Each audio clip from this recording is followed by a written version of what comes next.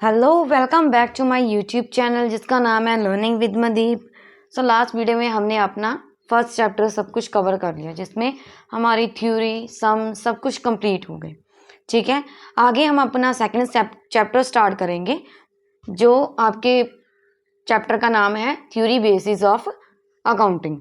ठीक है, यहाँ पे हम क्या करेंगे, सबसे मेन जो इसमें चैप्टर में मेन आपका क्वेश्चन बनता ही बनता है वो है आपका 4 मार्क्स का question, explain the key principle of accounting. Principle तो मस्ट है कि ये आने ही आने हैं। ठीक है, क्योंकि हम अकाउंटिंग पढ़ रहे हैं, अकाउंटिंग के हम रूल्स एंड रेगुलेशन ही ना पढ़े तो इसका कोई मतलब नहीं बनता। ये क्वेश्चन आपको आएगा ही आएगा 100% एग्जाम में। टाइम वेस्ट किए हुए वीडियो को हम स्टार्ट कर देख लीजिए। आपका प्रिंसिपल में से कौन से प्रिंसिपल है जो आते हैं।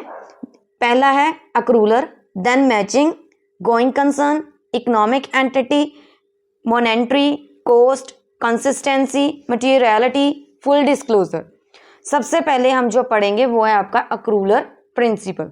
अक्रूलर प्रिंसिपल में आता है revenue and expenses are recognised when they are earned और incurred regardless of when cash is exchange. Accrual principle वो होता है जिसमें हम क्या करते हैं, जिसमें हमारे जो भी इनकम्स हुई हैं या जो भी खर्चे हुए हैं वो हम पहचानते हैं कौन सी इनकम है और कौन से खर्चे हैं।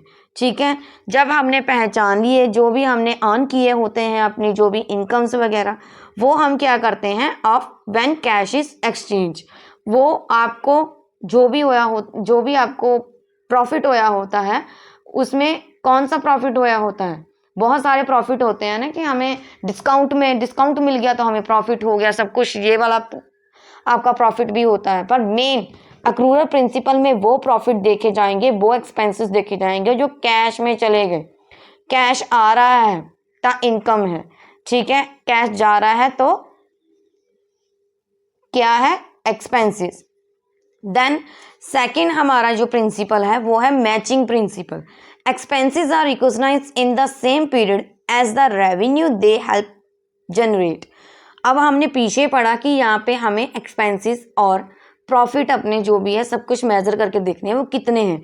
यहाँ पे हम क्या करेंगे, हमारे एक्सपेंसेस देखेंगे स्पेशली कितने हुए हैं सेम पीरियड पे। उन्होंने तब कहा है जब हम अपनी इनकम गिन रहे होंगे ना कि इतनी इनकम हुई है, इतने हमें प्रॉफिट हुए, उसी टाइम हमें एक्सपेंसेस को भी देख लेना है। दोनों को मैच कर देखना है, प्रॉफिट हुआ है का लॉस हुआ है। ठीक है, इनकम्स माइनस एक्सपेंसेस, जो आपको बचता है वो आपका क्या है, प्रॉफिट। वो मैचिंग प्रिंसिपल का मतलब एक्सपेंसेस और रेवेन्यू को मैच करके देखना है कौन सी ज़्यादा है। ठीक है, नेक्स्ट है going concern principle. Assume that the business will continue operating for the foreseeable future. Going concern principle क्या है, बिजनेस का मेन रूल क्या है कि अगर आपका बिजनेस चलता रहेगा तब आप कभी भी प्रॉफिट कमा सकते हो। गोइंग कंसर्न का है कि बिजनेस को चलाते ही रहना है जब तक आपको ऐसे लॉसेस होने स्टार्ट ना हो जाएं, जब आपको बिजनेस बंद करना पड़े तब तक आपको बिजनेस चलाते रहना है बिना किसी प्रॉब्लम के। यहाँ पे आप एग्जाम्पल भी ऐड कर सकते हो भी कौन सी ऐसा बिजनेस है जो चल रहा है अभी तक। ठीक है, वो है हमारा पार्ले जी वाला। ठीक है, आप वो बिजनेस जो है यहाँ पे एग्जाम्पल ऐड कर सकते हैं। पार्ले जी क्या है, पार्ले जी अपने मैच्योरिटी लेवल पर पहुँच चुका है। वहाँ पे बहुत ही कम मतलब ऐसे लोग हैं जो पार्ले जी खाते हैं, जो बहुत ही पहले जनरेशन के हैं, जो बड़े हो चुके हैं, उन्हें वो पसंद आता है। लेकिन आजकल के बच्चों को क्या पसंद आता है, बारबन, ओरियो, ये सब कुछ चीज़ें। ठीक है, फिर भी पार्ले जी चली जा रहा है। वो क्या है, उनका गोइंग कंसर्न प्रिंसिपल उन्होंने बहुत प्रॉपरली फॉलो किया हुआ है कि बिजनेस को कभी भी बंद नहीं करना है, चलाते रहना है, क्योंकि उन्हें कुछ ना कुछ तो प्रॉफिट मिलते होंगे तभी वो चला रहे हैं अपनी ऑर्गेनाइजेशन को। नेक्स्ट है economic entity principle. Separate from business financial transactions from those of its owner. ठीक है, उन्होंने क्या कहा है, उन्होंने कहा है इकोनॉमिक एंटिटी प्रिंसिपल कि ऐसा है कि आप फॉर एग्जांपल, यहाँ पे भी हम एग्जांपल लेके ही समझ लेते हैं कि ऐसा कुछ बिजनेस है, आपका फर्नीचर का बिजनेस है, ऐसे ही ऑपोजिट आपका फर्नीचर का कुछ और बिजनेस, कोई किसी ने और भी शॉप खोल ली वो भी फर्नीचर की है। तो यहाँ पे आप क्या करोगे, उन्होंने कहा है separate the business financial transaction from those of its owner. Economic entity का मतलब कि आप अपने बिजनेस में पैसे से पहचान बनाएंगे। ठीक है, आपका बिजनेस दूसरे बिजनेस से क्या हो गया, अलग हो गया। ठीक है, वो कैसे, अगर आप ज़्यादा पैसे कमा रहे हैं, ठीक है, कुछ ऐसी चीज़ है जिसे हम क्या कहते हैं, आपके पास ऐसा एडवांटेज है जो वो कस्टमर को नहीं प्रोवाइड कर पा रहे, तो आपका क्या हो गया, वो इकोनॉमिक एंटिटी प्रिंसिपल आ गया। मॉनेटरी कौन सा होता है, only transaction that can be expressed in monetary terms that are recorded under the monetary. कुछ ऐसी ट्रांजैक्शन जो आपने पहले से की हैं और उसे मेज़र करने के लिए भी मॉनेटरी की ही यूज़ हो रहा है, तो वो क्या होती है आपकी मॉनेटरी ट्रांजैक्शन। ठीक है, cost principle, assets are initially recorded at their historical cost. जब भी आपने कुछ भी एसेट खरीद लिए हैं, आप उसे रिकॉर्ड करोगे उसकी पुरानी वैल्यू पर ही। ठीक है, फॉर एग्जांपल कि मैंने अपना कोई पुराना मशीनरी है जो बिल्कुल सही चल रही है, नई खरीदने की बजाय मैंने कोई पुरानी खरीद ली। ठीक है, जब मैंने वो पुरानी खरीद ली तो अब क्या हो सकता है कि कॉस्ट जो भी आपकी रिकॉर्ड की जाएगी, आपको उसी पुरानी वैल्यू पे ही रिकॉर्ड करोगे। आप न्यू वैल्यू थोड़ी ना डालोगे क्योंकि आपने न्यू मशीनरी नहीं खरीदी। ठीक है, कॉस्ट प्रिंसिपल क्या होता है, asset are initially recorded at historical cost. जो भी पुरानी कॉस्ट है उस पर आपके एसेट रिकॉर्ड किए जाते हैं। ठीक है, नेक्स्ट आपका पॉइंट आ जाता है consistency principle. Once an accounting method is chosen that should be use consistency from one period to the next. जब आपने कोई भी अपने अकाउंटिंग का मेथड चूज़ कर लिया, चूज़ का मतलब आप अपने प्रॉफिट एंड लॉस कैसे निकालना चाहते हो, कौन सा मेथड है जो आपने लगाया है कि आप अपने एक्सपेंसेस को कम करेंगे और अपने इनकम्स को ज़्यादा करेंगे, ऐसा कौन सा मेथड आपने चूज़ किया है। जब आपने चूज़ कर लिया देन उसके बाद कंसिस्टेंटली लगातार आप वही मेथड एक पीरियड के बाद वही लगाए जा रहे हो जिससे आपको प्रॉफिट हुए जा रहे हैं। ये है आपका कंसिस्टेंसी प्रिंसिपल। नेक्स्ट प्रिंसिपल आपका आ जाता है मटेरियलिटी प्रिंसिपल। मटेरियलिटी प्रिंसिपल उसके अंडर क्या आता है, only information that is significant through to influence the decision of users of financial statement should be disclosed.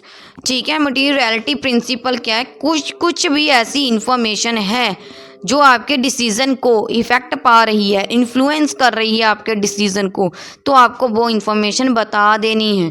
ठीक है, कहने का मतलब क्या है, कोई भी ऐसी इन्फॉर्मेशन है जो इम्पॉर्टेंट है और डिसीज़न लेने के लिए भी इम्पॉर्टेंट है, बट आपके जो बिजनेस है उनके ऑनर्स को ही पता है, तो वो इन्फॉर्मेशन डिस्क्लोज़ कर देनी चाहिए, क्योंकि वो क्या करेगा, वो आपके बिजनेस के लिए मटेरियलिटी लेकर आएगा, पैसा लेकर आएगा। Next principle full disclosure. ये तो हम सभी जानते हैं कि फुल डिस्क्लोज़र किसके अंडर आता है। Full disclosure principle, all material and relevant information about a company's financial position or performance must be disclosed। ठीक है, फुल डिस्क्लोजर प्रिंसिपल क्या है, चाहे आपको लॉस हुए हो चाहे आपको प्रॉफिट हुए हो, आपको सच सब कुछ बता देना है कि आपको प्रॉफिट हुए थे जहाँ आपको लॉस हुआ था। ठीक है, वो इसलिए क्योंकि कुछ बिजनेसमैन क्या करते हैं, कुछ बिजनेसमैन ये चाहते हैं कि हमारा बिजनेस डूबे ना, हमारा बिजनेस बंद ना हो, वो लगातार प्रॉफिट को शो करते रहते हैं लेकिन रियलिटी में उन्हें लॉस हुए होते हैं।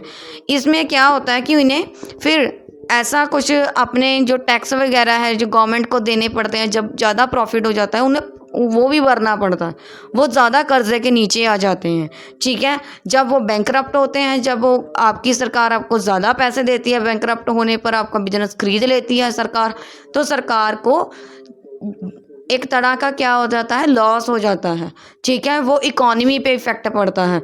जब भी कोई बिजनेस आपका डूबता है, कोई भी ऐसा बिजनेस है जो लीगली था, ठीक है, बाद में डूब गया, तो गवर्नमेंट क्या करती है, उस बिज़नेस को बंद करा देती है और उस बिज़नेस के जितने भी प्रॉफिट एंड लॉसेस चल रहे थे, ठीक है, प्रॉफिट को छोड़कर, क्योंकि प्रॉफिट तो वो चलते ही नहीं हो गए तब जब बंद हो गया, लॉस ही चल रहे थे। सरकार वो सब लोगों को पे कर देती है और बाद में वो बिजनेस बंद कर देती है। वो सब कुछ इकॉनमी में इफेक्ट पड़ता है, फिर सरकार क्या करती है, वही पैसा आपसे महंगाई ज़्यादा कर कर वापस लेती है। ठीक है, हर एक प्रोडक्ट पर महंगाई लगा देगी, प्रोडक्ट का प्राइस इंक्रीज़ हो जाएगा। तब आपको क्या होगा कि फुल डिस्क्लोज़र प्रिंसिपल करना ज़रूरी है। ठीक है, क्यों करना ज़रूरी है? क्योंकि अगर आपके यहाँ ज़्यादा प्रॉफिट हुए जा रहे हैं, क्योंकि कुछ लोग ऐसा भी करते हैं कि जब ज़्यादा प्रॉफिट हो जाते हैं तो वो कम प्रॉफिट दिखाते हैं तब कि क्योंकि उन्हें लगता है कि हमें सरकार को पैसा देना पड़ेगा एज अ टैक्स फॉर्म। ठीक है, वो पैसा ना देना पड़े इसके लिए वो क्या करते हैं कि कम दिखा देते हैं कि हमारा कम प्रॉफिट हुआ था। लेकिन ऐसा नहीं करना चाहिए। क्यों नहीं करना चाहिए?